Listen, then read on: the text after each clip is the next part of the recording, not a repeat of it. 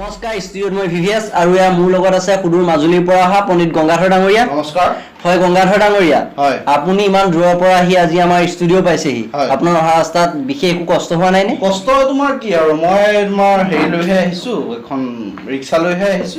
আপুনি ৰিক্সা এখন ল'লে নেকি? ল'লো মই ৰিক্সা ল'লো এখন। বাৰু ঠিকে আছে দিয়ক। হেৰি আপুনি এতিয়া ইমান ডাঙৰ মানুহ হৈ গ'ল, আপুনি সফলতাৰ জখলাত কিদৰে বগালে আমাৰ দৰ্শকসকলক জনাব নেকি?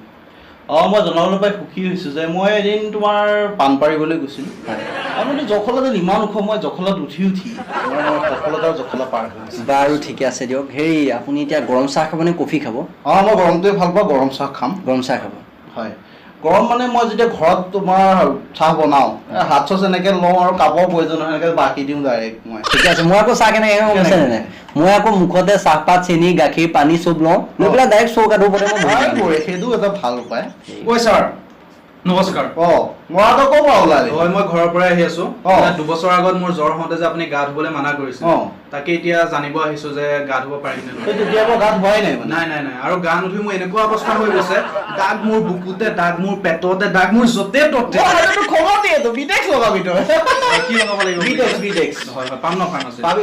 ঠিক আছে। এই চাজালাইট ষ্টুডিঅ' পালেহি যে। হয় এইটো মানে মোৰ লগত লাগেই। মই যেতিয়া ধৰক দিনত ওলাই আহোঁ, ৰাতি চুলাই খাই যাওঁতে অলপ দেৰি লাগে আৰু। বাৰু ঠিকে আছে দিয়ক। সেই আপুনিতো আপোনাৰতো একে প্ৰিয় শিষ্য, মোৰ বৰ মৰমৰ দেই, বৈদ্য টেলেণ্ট বুলি সোধক না কিবা একদম খৰাই দিব আৰু। সোধক না আপুনি। বাৰু হেৰি কচোন তই বেৰমিটাৰ কিয় ব্যৱহাৰ কৰা হয়? বেৰমিটাৰ সাধাৰণতে আমি ব্যৱহাৰ কৰো মেইন ৰাস্তাৰ পৰা মদৰ দোকানৰ দূৰত্বটো জানিব আপুনি কিবা এটা সোধকচোন বাৰু। মই কি সুধিম আৰু তাৰ পৰীক্ষা বহিতে তই লিখ, তেতিয়া পৰীক্ষা বহি ফাৰ্ষ্টতে কি লিখি লওঁ তই? ফাৰ্ষ্টতে সাধাৰণতে বেলেগে কি লিখে নাজানো, কিন্তু মোৰ মতে কিন্তু মই এইটো লিখো যে ইয়াত থকা সকলো কথা কাল্পনিক। ইয়াৰ উত্তৰ যদি কাৰোবাৰ লগত মিলে তেন্তে মোৰ গাত দুখ। মই ক'লো নে?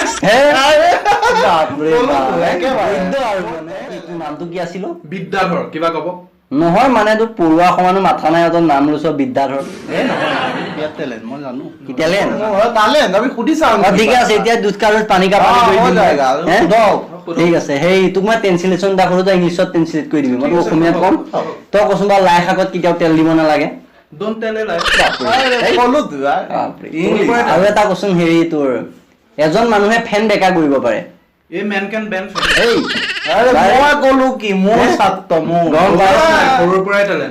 যেনে কুকুৰ তেনে টাঙোন তেনেকুৱা আৰু। বাৰু হেৰি মই মানে আমেৰিকা যাম বুলি ভাবিছো, কিমান মান টকা লাগিব? 1 টকাও নালাগে, বিনা পইচাত যাব। কেনেকে? আপুনি ভাবিছেহে যাম বুলি। আৰু সেই মই তোক ফুল মিনিং এটা সুধিম, তই ক'ব লাগিব LPG ফুল মিনিংটো কি? LPG হয় লেটিনৰ পনীয়া গো। কৃষ্ণ বুলিহে ক'লো। সেই ভাইটি তোমাক আৰু এটা প্ৰশ্ন সুধো দেই। এই মানুহ বিলাকে যে তোৰ ছাৰে যে চশমা মূৰত পিন্ধিছে, চশমা মূৰত কিয় পিন্ধে মানুহে? মানুহেতো সাধাৰণতে চকুৰ যেতিয়া পাৱাৰ কমে তেতিয়া চশমা পিন্ধে, কিন্তু এতিয়া যাৰ য'ত পাৱাৰ কম ত'তহে পিন্ধিব আৰু। ঠিক আছে, চাহ খাব নেকি? খাম, চাহ একাপ খালে ভাল লাগিব। চাহ খাব ন? ঠিক আছে। নন্দু এই ষ্টুডিঅ'লৈ তই চাহ 3টা লৈ আছোন। ঠিক আছে, চাহ আনি আছে তোমাৰ। চাহকাপ খালে ভাল লাগে। গৰমটো পৰিছে। এই আহিছে ই বহুত পৰিশ্ৰমী ল'ৰা, কিন্তু বহুত পৰিশ্ৰম কৰে। ৰাম নমো নমো নাৰায়ণ প্ৰসন্ন হৰি হৰি কৈও আপোনাৰ মহিমা আপুনি ব্যক্ত কৰি জীৱ কৰা প্ৰজ্ঞান হে প্ৰভু। এই ল'ৰাটোৱে আমাৰ ষ্টুডিঅ'ত আহি আমাৰ 3জন ভকতক চাহ খুৱাইছে। ইয়াত দিয়া থোৱা অনেকখিনি অপৰাধ হ'ব পাৰে, সৰ্বপৰাধ মৰ্শন কৰি এই ল'ৰাটো কণা খুৰা কুজা কুজি কিবা ছোৱালী এজনী যেন চাই দিয়ে, মোৰ এইখিনিয়ে প্ৰাৰ্থনা। কৃষ্ণ ভাল হ'ব ভাল হ'ব এতিয়া মই ক'লো নহয়, ভাল হ'ব তোমাৰ। দে চাহ একাপ দে বোপাই দে, ভাল হ'ব দে তোৰ, ভাল হ'ব। এইটো ল'ৰাটো কথা এটা কওঁ, তাৰ মুখৰ এইবিলাক চাহ দি তাৰ মুখখন কেটলি নিচিনাই হৈ পৰিছে।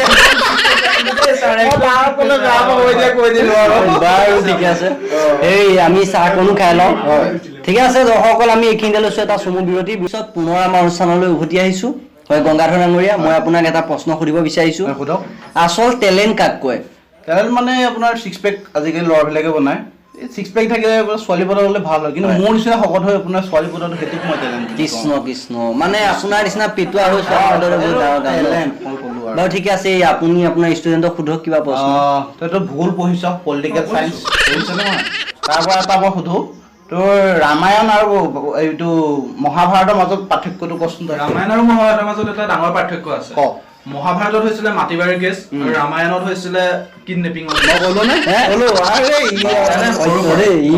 আৰে বীৰবল কোন আছে বীৰবল কোন সেইটো নাজানিম ছাৰ কিয় তই পঢ়া নাই মানে ন পঢ়া নাই হয় এনেকে হ'লে কেনেকে আপুনি জানে নে ধন্তি কোন ধন্তি মই নাজানো কেনেকে মই ধন্তিৰ কথা জানো আপুনি যদি ধন্তিৰ কথা নাজানে তেন্তে আপুনি জীয়েকৰ ওপৰত চকু দিয়ক মোক জীয়েক মোৰ যি কয় ধন্তি কোন মোৰ তাত মোক কি আপুনি ভালকে চকু দিয়ক তেতিয়া জানিব ঠিক আছে বাদ দে এইবিলাক কথা মই আৰু এটা প্ৰশ্ন সুধো মই যদি এজোপা সাগৰৰ মাজত এজোপা আপেল গছ ৰুই থৈ আহোঁ তই আপেল কেনেকে ছিঙি আনিবি আপেল কেনেকে আৰু ডাঙৰ দীঘল জখলা এডাল বনাই লৈ যাম লৈ পেলাই তাত উঠিব পাৰিম বাপেৰে জখলা বনাই দিব যে তাত সাগৰৰ মাজত আপেল গছ আপোনাৰ বাপেকে ৰুব মোৰ বাপেকে ৰুই থৈছে সেইকাৰণেহে মই প্ৰশ্নটো সুধিছোঁ বাৰু ঠিকে আছে হ'ব দিয়ক আপোনালোকৰ কাজিয়া নালাগে লাগিবলৈ ঠিকে আছে আপোনালোক দুইজন আমাৰ অনুষ্ঠানলৈ অহাৰ বাবে আপোনালোক দুইজনকে অশেষ ধন্যবাদ জ্ঞাপন কৰিছোঁ আগলৈও এনেকৈ আমাৰ ষ্টুডিঅ'লৈ আহিব আপোনালোক ঠিকে আছে আমাৰ অনুষ্ঠানটো ইমানতে সামৰণি মাৰিছোঁ আপোনালোক সকলোলৈকে ধন্যবাদ জ্ঞাপন কৰিছোঁ আমাৰ ভিডিঅ'টো সম্পূৰ্ণৰূপে চোৱাৰ বাবে যদিহে আপোনালোকে আমাৰ ভিডিঅ'টো চাই ভাল পাইছে তেন্তে লাইক কৰক আৰু লগৰ সমনীয়াৰ লগত শ্বেয়াৰ কৰক আৰু যদিহে আপোনালোকে এনেকুৱা ধৰণৰ আৰু খুহুতীয়া ভিডিঅ' চাব বিচাৰে